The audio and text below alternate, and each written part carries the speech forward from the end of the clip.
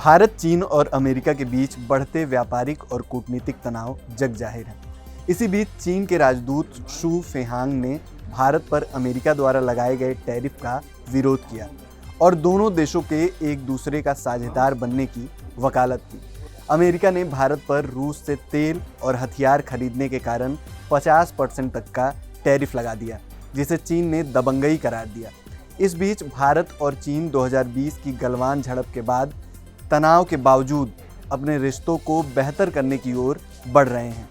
शू ने भारत चीन को एशिया का डबल इंजन बताया और पीएम की आगामी चीन यात्रा को रिश्तों में नई जान फूंकने वाला कदम करार दिया। बात शुरू होती है साल 2025 के अगस्त महीने से, जब विश्व मंच पर देशों के बीच व्यापार और कूटनीति का खेल अपने चरम पर था। अमेरिका, जो लंबे समय से वैश्विक व्यापार का बड़ा भाई माना जाता था, अब भारत जैसे उभरते देशों पर टैरिफ की तलवार लटका रहा था। पहले 25% टैरिफ और फिर 25% की धमकी। वजह भारत का रूस से सस्ता तेल और हथियार खरीदना, जिसे अमेरिका ने यूक्रेन युद्ध में रूस की मदद मान लिया।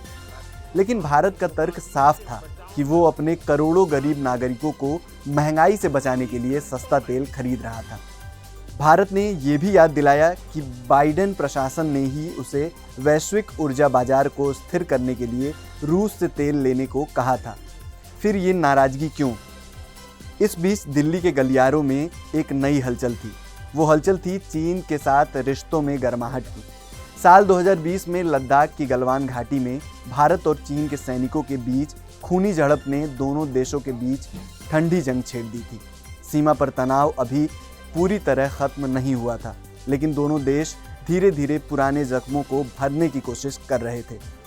और इस कहानी का नया मोड़ आया जब चीन के राजदूत शू फेहांग ने एक बयान से सबको चौंका दिया। गुरुवार को दिल्ली में एक सभा में शू फेहांग ने खुलकर अमेरिका को दबंग करार दिया।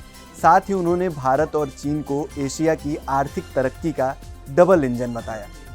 उनकी बातों का मतलब था कि दोनों देश मिलकर न सिर्फ अपने लोगों का भला करें, बल्कि पूरी दुनिया को एक नई दिशा दें। उन्होंने भारतीय कंपनियों को चीन में निवेश का न्योता दिया और उम्मीद जताई कि भारत भी चीनी कंपनियों को निष्पक्ष मौका देगा। ये सब तब हो रहा था जब कुछ ही दिन पहले चीन के विदेश मंत्री वांग यी दिल्ली में आए थे। 2 दिन के इस दौरे में उन्होंने कहा कि भारत और चीन एक दूसरे को खतरा नहीं, बल्कि एक दूसरे के साझेदार हैं और ऐसा मानना चाहिए।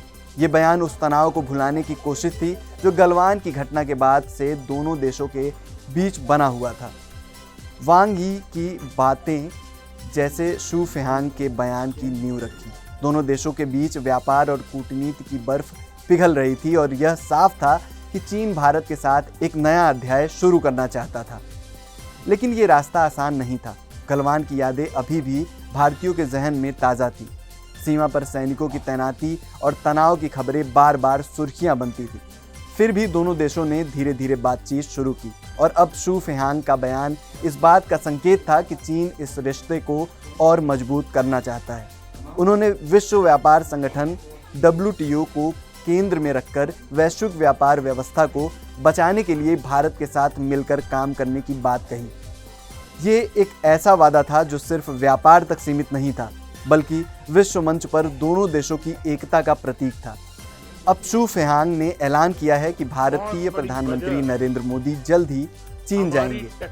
ये उनकी 7 साल बाद पहली चीन यात्रा होगी। तियानजिन में 31 अगस्त से 1 सितंबर तक होने वाली शंघाई सहयोग संगठन SCO शिखर सम्मेलन में मोदी हिस्सा लेंगे। इस दौरान उनकी मुलाकात चीन के राष्ट्रपति शी जिनपिंग से भी होगी। शू ने कहा कि ये यात्रा भारत चीन रिश्तों में एक नई ऊर्जा भरेगी। ये खबर जैसे दोनों देशों के बीच एक नई उम्मीद की किरण लेकर आई है। 20 से ज़्यादा देशों के प्रतिनिधि इस सम्मेलन में शामिल होंगे, लेकिन सबकी नज़र भारत और चीन के इस दोस्ताना अंदाज पर होगी। क्या ये मुलाकात गलवान के जख्मों को पूरी तरह भर देगी? क्या ये दोनों देशों को आर्थिक और कूटनीतिक मंच पर एक दूसरे का मजबूत साथी बना देगी? ये सवाल हवा में तैर रहे थे, लेकिन शू के शब्दों ने एक बात साफ कर दी थी कि चीन भारत के साथ एक नई शुरुआत चाहता था।